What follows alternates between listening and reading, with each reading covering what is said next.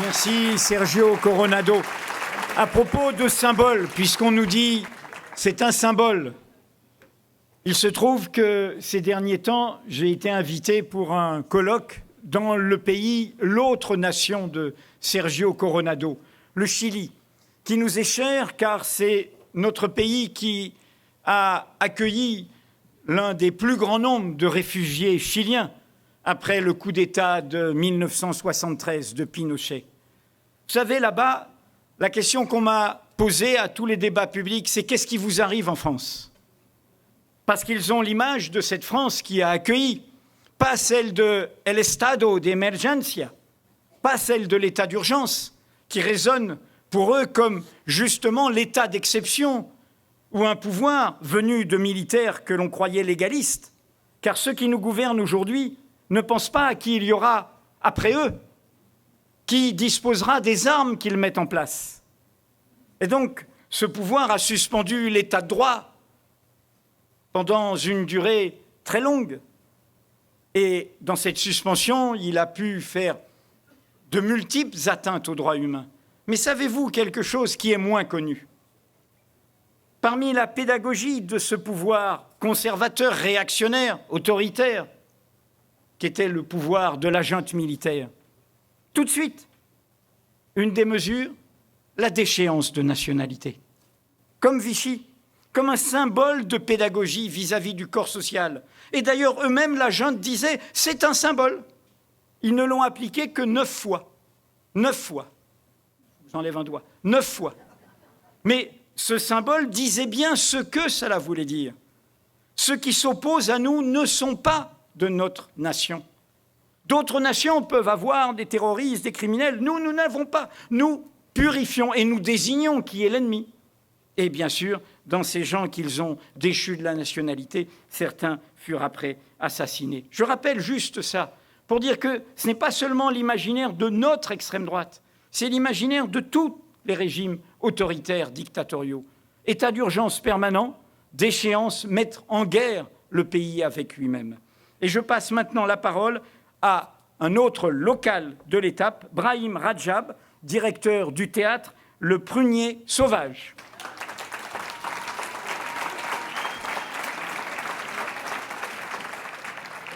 Bonjour, je suis Brahim Rajab, directeur du Prunier Sauvage. C'est un drôle de nom pour un petit lieu de vie culturelle et artistique qui est situé aux abords d'un quartier, le quartier Mistral à Grenoble. C'est un lieu où l'on essaye de faire du commun tous les jours, un lieu où on se bat pour qu'il y ait la possibilité pour l'expression culturelle de la diversité, un lieu où on peut être libre, un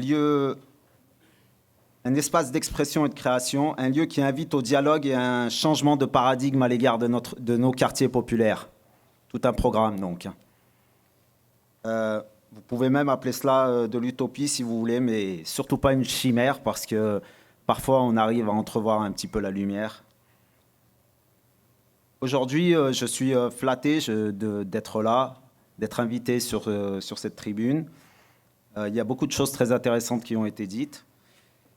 Je suis flatté, mais aussi un peu inquiet, car je ne suis pas coutumier de cet exercice, donc je vais essayer d'être clair. Je ne représente aucun parti politique, ni aucun mouvement. Je ne suis qu'un simple citoyen qui a le privilège de partager ses sentiments avec vous aujourd'hui. J'espère que mon message arrivera aux oreilles de ceux qui sont en haut, là, tout là-haut, où parfois même le bon sens a le vertige. Donc, alors si on m'entend là-haut, j'aimerais leur dire à quel point je suis un citoyen inquiet, révolté et attristé. Je voudrais qu'ils comprennent ma colère face aux actes barbares que nous avons vécus, ma tristesse infinie pour les victimes, mon écœurement devant l'ignorance crasse et abjecte qui salit la culture et la mémoire de mes aïeux. Et je me sens tout autant sali par la réponse de ce gouvernement. L'état d'urgence avec son lot de bavures qui ne font que renforcer le sentiment d'injustice et surtout la déchéance de la nationalité, qui ne fait que créer l'amalgame et discrimine encore plus. On nous dit si vous n'avez rien à vous reprocher, vous n'avez rien à craindre. Cela équivaut à nous bâillonner. Monsieur Noël, ma mère, l'a très bien expliqué tout à l'heure, je ne reviendrai pas dessus. On nous dit aussi que cette mesure, la déchéance de nationalité, a valeur de symbole. Mais de quel symbole s'agit-il? S'agit-il de dire, comme toujours, que le problème c'est l'autre, celui qui est un peu différent? S'agit-il de conforter l'idée que l'islam représente un danger pour la République? Alors, je vais poser les choses un peu différemment aujourd'hui. J'invite à réfléchir, d'autant que je le dis avec beaucoup de tranquillité et d'aisance, car je me considère comme agnostique. Je revendique la liberté de choisir moi-même ce que je veux être. Donc voilà, je ne parle pour aucune religion, mais on dit souvent que l'islam représente un danger pour la République. Et la République, dans sa façon d'ignorer ses laissés pour compte, c'est peut-être elle qui représente un danger pour l'islam. Toujours est-il, comme l'a très bien expliqué Noël Mamère, que l'on agite encore le spectre de la peur. Et on le sait, la peur est aux politiques ce que le chien est au berger. Donc j'invite à être vigilant sur la direction vers laquelle on tente de nous mener. Cette mesure de la déchéance de la nationalité a été maintes fois répété aujourd'hui, n'a aucun effet dissuasif ni efficace sur ceux qui sont perdus pour la République. Par contre, pour les citoyens comme moi, comme beaucoup d'entre vous qui sont dans la salle, cela a beaucoup de sens. Pour ceux qui se battent tous les jours pour être citoyens à part entière dans ce pays, cela a une répercussion. Et moi, je travaille tous les jours dans mon quartier, moi et puis d'autres là que je vois ici dans la salle, sur les quartiers populaires, Villeneuve, Mistral, Grenoble, Tessères. On se bat tous les jours pour briser les frontières qu'on a dans la tête, pour lutter contre ces discriminations. On se bat auprès de notre jeunesse pour leur dire « Vous êtes ici chez vous, ne laissez personne vous dire le contraire, vous avez des droits et des devoirs dans ce pays. » Maintenant, je me pose la question, je ne sais pas comment continuer à leur tenir ce type de discours quand, au plus haut niveau de l'État, on vient d'affirmer qu'ils sont différents, que nous sommes différents, que nous ne sommes pas des citoyens à part entière.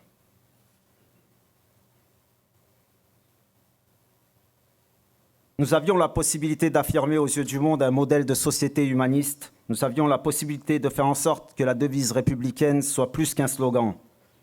Mais au lieu de s'attaquer aux origines du mal, détruire le terreau de l'inégalité sociale sur lequel prospère la haine, ce gouvernement a choisi d'opter pour la politique à court terme.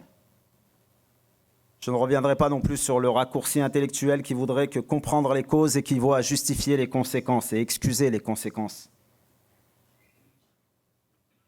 La solution, je pense, nous l'avons. Elle réside dans les fondements même de la République. Plus de liberté, liberté d'être, liberté de s'exprimer dans le cadre de la loi. Plus d'égalité, accès à l'emploi, plus d'égalité en accès au logement, au savoir, à la culture. Plus de fraternité. Et je pose la question à ceux qui sont tout en haut, là, qui nous entendent. Quand cesserons-nous d'être les fils illégitimes, fruits des errements et des escapades coloniales d'une République qui refuse d'assumer?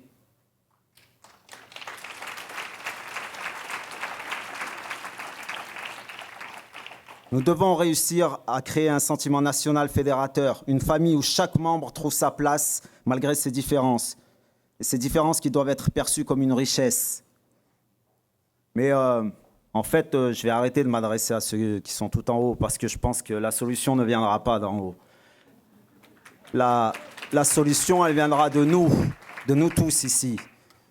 Militants associatifs, citoyens lambda, élus locaux, médias, Mediapart, je ne parle pas des médias de masse, mais en tout cas, je pense qu'il y a des choses qui bougent sur nos quartiers. Avant-hier encore, nous avons organisé un débat qui a été riche. Je sais qu'il y a d'autres initiatives qui sont organisées dans d'autres quartiers et ça fédère pas mal de monde. Les gens ont envie de discuter, ont envie de construire. Donc, la solution viendra de nous, j'en suis sûr. Je vous remercie.